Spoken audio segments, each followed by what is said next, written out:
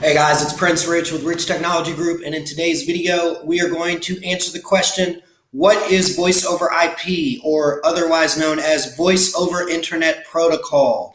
Voice over IP phone system, what is it? Let's get straight into it. So, what does VoIP stand for? VoIP, as I just said, stands for Voice over Internet Protocol. Basically, what VoIP is it is a communications protocol that goes over the internet. So for those of you watching this who, we've all used a phone before, an old phone back in the day, whether it was a regular old cordless phone or an old rotary phone.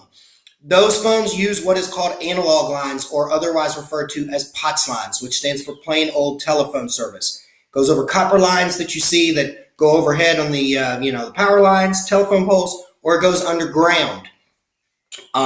Because of that, it can be restricted to location, distance, and how far it can go. Hence long distance charges and things like that with old POTS lines back in the day. Voice over IP, the IP in Voice over IP stands for Internet Protocol. So it is basically the means of phone communication over the same exact architecture and infrastructure that Internet goes over. Cable modems, switches, routers, internet wires, or Cat5 Ethernet as we call it, that you see that goes to the back of your computer for internet and things like that. Let's talk about the phones a little bit. The phones are similar but different. So you can get cordless phones and you can get desk phones for a voice over IP system just like you could for an analog system, an older analog system. The difference is that a analog system uses like what we all remember for like the old dial-up modems, the same type of plug plugs into the old dial-up modems in the back of your computer for analog, or like an old school fax machine. That's what the older non-voice over IP phones use. Because the newer phones are voice over IP, IP standing for Internet Protocol, they use the internet. So they have the same type of jack on the back of the phone that you're used to seeing for your internet, again, that plugs into your computer or to your switch or your modem. So with that, I want to get into the difference in the features. Now, while I said the phones are the same, they're also more advanced. This is because the internet isn't as restricted as old copper lines. You tend to see phones that have more features, have more advanced features than what you would normally get in a regular phone. This is simply because it's a more advanced technology using a broader infrastructure or more capable infrastructure, internet, versus the old copper lines or POTS, plain old telephone service. I want to talk a little bit about the cost of voice over IP versus old school phone lines. For those of you who know that are watching this, you know that we mainly specialize in business phone and internet service and business phone systems. But so that any of you who are watching, whether you're coming from, you're watching for personal home phone use reasons or whether you're watching for business reasons, I'm going to explain it from both spectrums so you understand.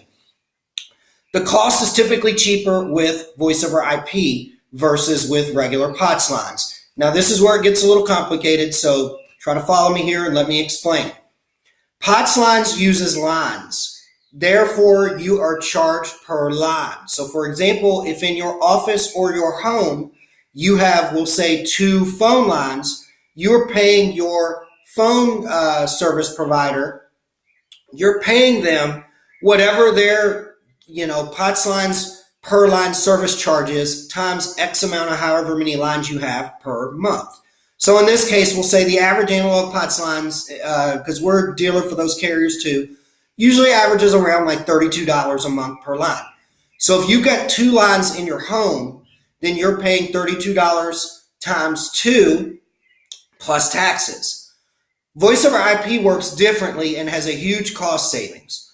The way that voice over IP works is there is no such thing as lines, there's only extensions. With the voice over IP carriers, you only pay 1 monthly cost per extension. So in this case, we'll say if you've got an extension would be a physical phone or a physical phone that has its own number.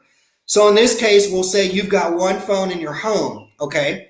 And the carrier charges, let's say, $24.99 a month, which is about average. You can go a little lower than that with negotiation in some carriers, but that's about average on the business side per line. Residential can get as low as anywhere from $14.99 to $19 a month. But for the sake of conversation, we'll just stick with $24.99. Okay.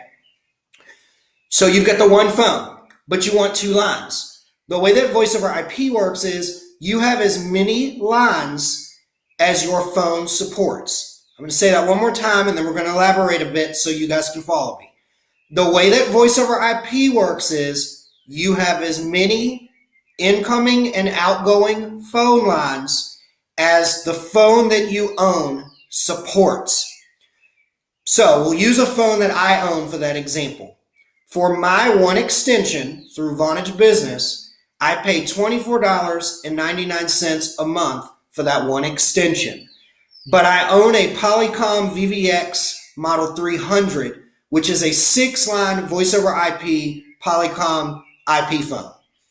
That phone supports 6 incoming lines, and since voice over IP doesn't use copper line capability, it uses the internet. You have as many lines as your internet will permit, which for most people is virtually limitless these days, with people having as high as 100 megabyte to even gigabyte internet and things like that. So I'm paying for one extension through Vonage Business that I put a Polycom VVX 300 phone on.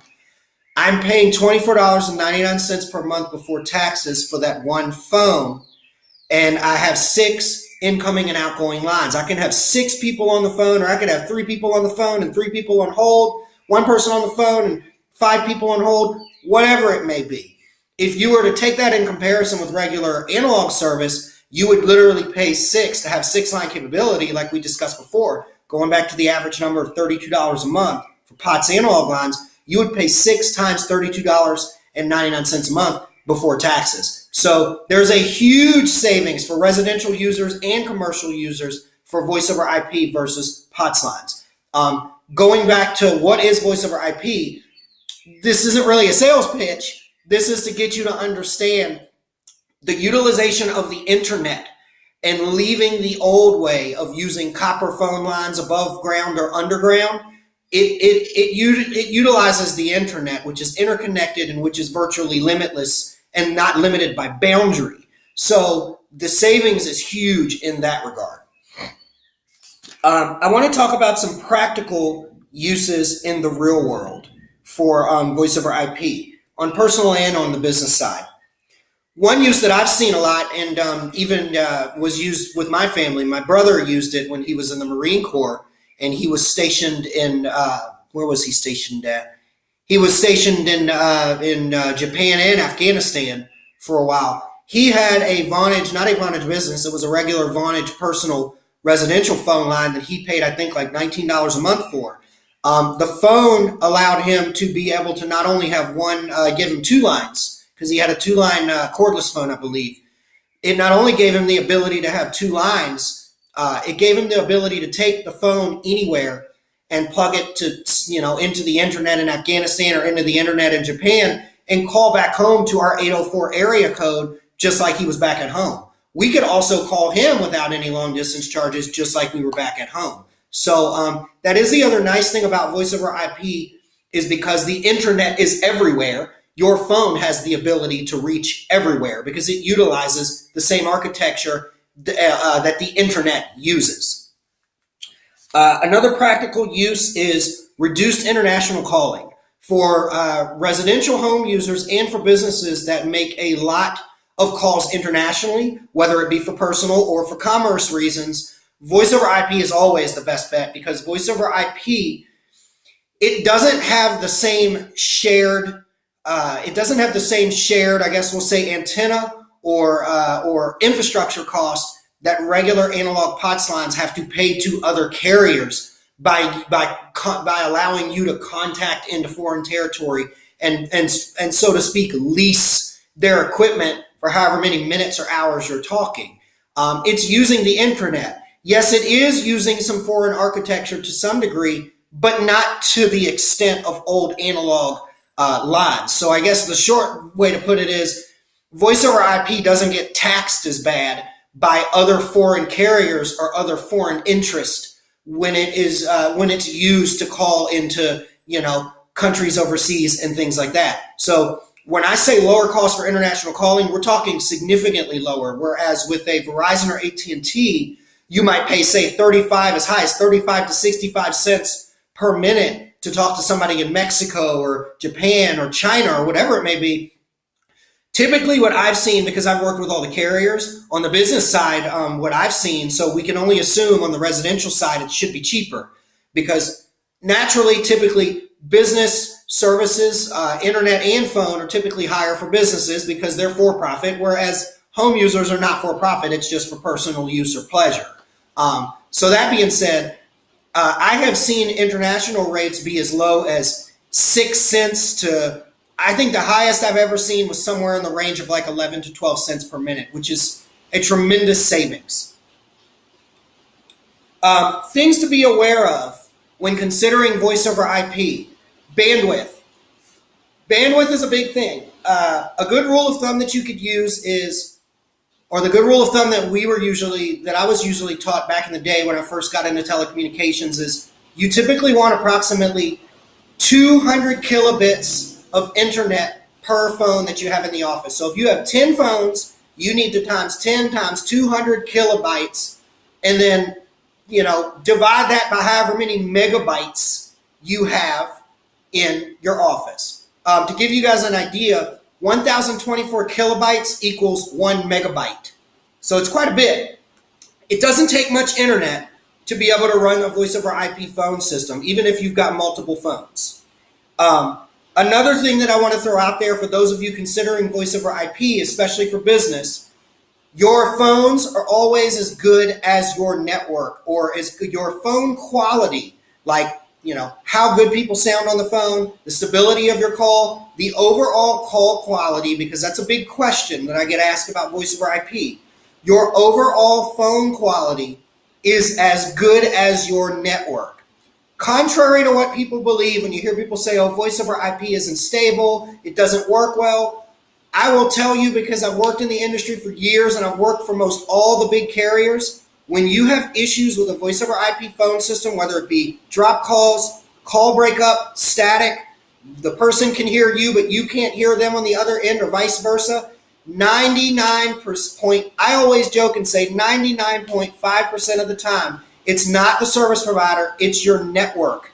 It is typically your router or your firewall blocking the voice over IP traffic, or the voice internet protocol. The packets are being blocked by something in your network. A faulty router, a firewall that needs to be adjusted so that it's instructed that your voice over IP phone system has rights to pass security in and out. It's typically your network. So the short of it is make sure you've got good internet and enough internet for the size of the system that you may be considering, and make sure that you've got a good network in place. If you're watching this video and you have any questions about what voice over IP is, you're considering voice over IP for your business, or you would like to just ask me point blank, hey, this is what I've got, does my network or my bandwidth support one of these phone systems, drop me a line. I'm here to answer questions, and I hope that this video was informative, and I'll chat with you guys again soon.